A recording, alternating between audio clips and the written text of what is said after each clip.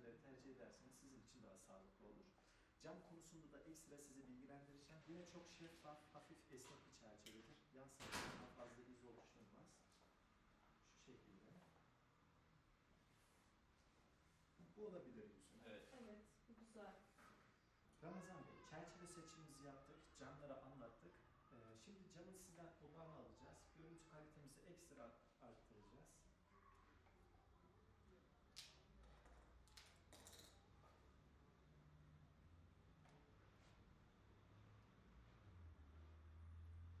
Ramazan Bey, sizden istediğimiz kameradan yeşil noktaya bakmanızdır. Bu şekilde durun. Kameradan yeşil mi? Evet, şuradaki yeşil noktaya bakıyoruz aynı. Görüyor muyuz? Görüyoruz. Gayet güzel, böyle duralım.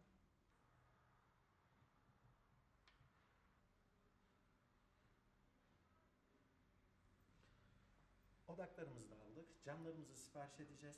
Sizleri birkaç gün iş içinde arayacağız. Çok teşekkür ederim Estağfurullah, sağ Kemal Bey. olun. Ne demek? İlginiz için Teşekkür ederiz. alabilirsiniz. Sağ olun. Teşekkür ederiz. Kemal Özdemir, ortalama 7 yıllık optik sektöründe esnafım. Geçmişten bugüne baktığımız zaman insanlarda öncelikle devletin ödediği katkı payından dolayı bir şikayet duyuyoruz. Özellikle gelen vatandaş halkımızdan.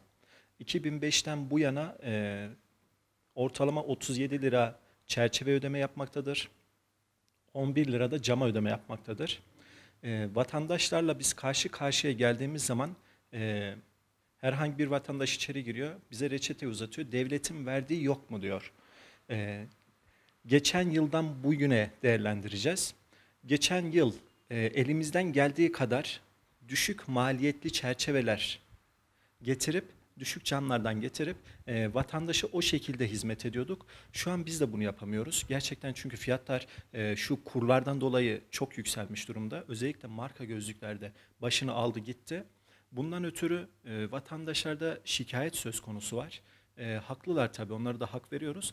Bir yandan da kendi açımızdan düşündüğümüz zaman bizler de esnaf olarak şu şekilde şikayetçiyiz.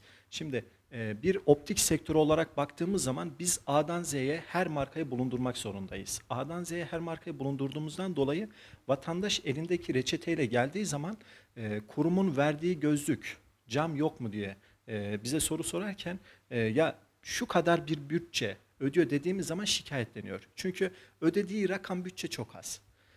Vatandaş açısından baktığımız zaman bu ödeneklerin biraz daha biz yükselmesini talep ediyoruz vatandaş olarak düşündüğümüz zaman. Çünkü gerçekten genel açıdan baktığımız zaman 50 TL bir rakam gözlük için hiçbir şeydir. Şu an neredeyse ödeyeceği camı karşılayamıyor.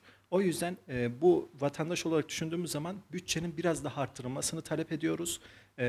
Esnaf olarak da baktığımız zaman düşük bir bütçe olduğundan dolayı ya gerçekten bu ödemeyi biraz arttıralım ya da ödemeyi tamamen kaldıralım.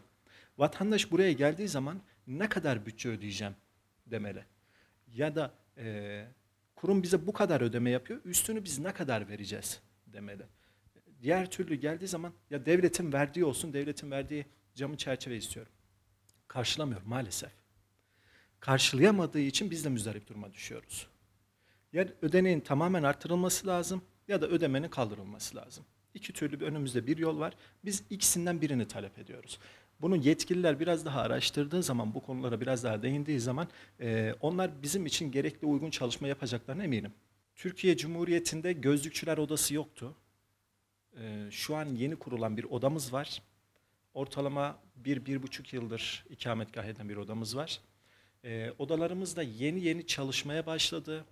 Özellikle odaların bu konu üstünde biraz daha itina ile davranmasını öngörüyorum. Çünkü odalarımız biraz pasif çalışıyor. Hatta size şunu söyleyebilirim ki Eczacılar Odası odasını ödeme yaparken emin olun bizim ödediğimiz rakamın çok altında ödüyorlar. Şu an odalara gözlükçüler olarak gerçekten yüksek miktarda bir ödeme yapıyoruz. Bu konularda da emin olun gözlükçü olarak da şikayetçiyiz. Çünkü odanın çalışmasına bakıyorsun, tamam gözle görülen belki çok bir şey olmayabilir ama ödediğimiz rakama baktığımız zaman bu ödeneklerin biraz daha aşağı indekslenmesini istiyoruz. Bu konuda talebimizi arz ettik bir iki sefer. Söylenilen işte öngörülen bütçe bu olduğundan dolayı biz sizden talep ediyoruz dediler. Hayır arkadaş, biz bundan maalesef müzdaripiz. Az bir rakam ödemiyoruz.